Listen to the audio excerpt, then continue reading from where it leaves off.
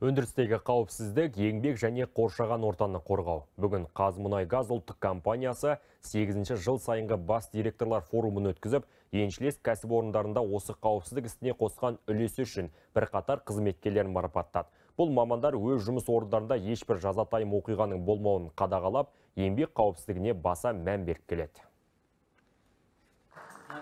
Қауіпсіздік бірінші орында. Осы қағидатты қатаң ұстанған Қазмұнайгаз ұлттық компаниясы еншілес кәсіпорындарында өндіріс қауіпсіздігіне, еңбек және қоршаған ортаны қорғау ісіне қосқан өлшеусіз үлесі үшін бірқатар қызметкер марапаттады. Қошеметке бөлінгендердің қатарында Ембі мұнайгаз компаниясында 32 жыл еңбек етіп келе жатқан Ерболат Қуаншалиев те бар. 32 жыл ішінде жұмыстың әрбір саласында да жасадым мен.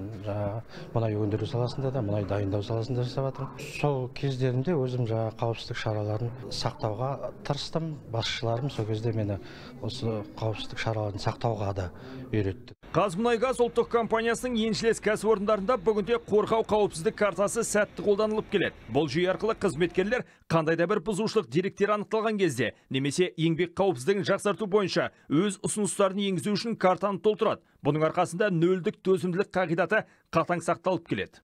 Бүгінде Қазмұнайгаз қауіпсіз еңбек жағдайын жасауға және бізбен жұмыс істейтін кез келген адамның денсаулығын қорғауға, сондай-ақ кәсіпорындарымызда орналасқан өңірлердің экологиялық тұрақтылығын сақтауға басымдық береді.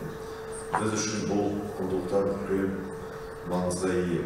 Айта кету керек, Қазмұнайгаз ұлттық компаниясы былтыр халықаралық мұнай және газ өндірушілер қауымдастығының өмірлік маңызы бар ережелерін қабылдаған. Бүгінде еншілес кәсіпорындарда қызметкерлердің еңбек қауіпсіздігі қатаң түрде сақталып келеді. Решони Диас Қобланбаев, Хабар 24.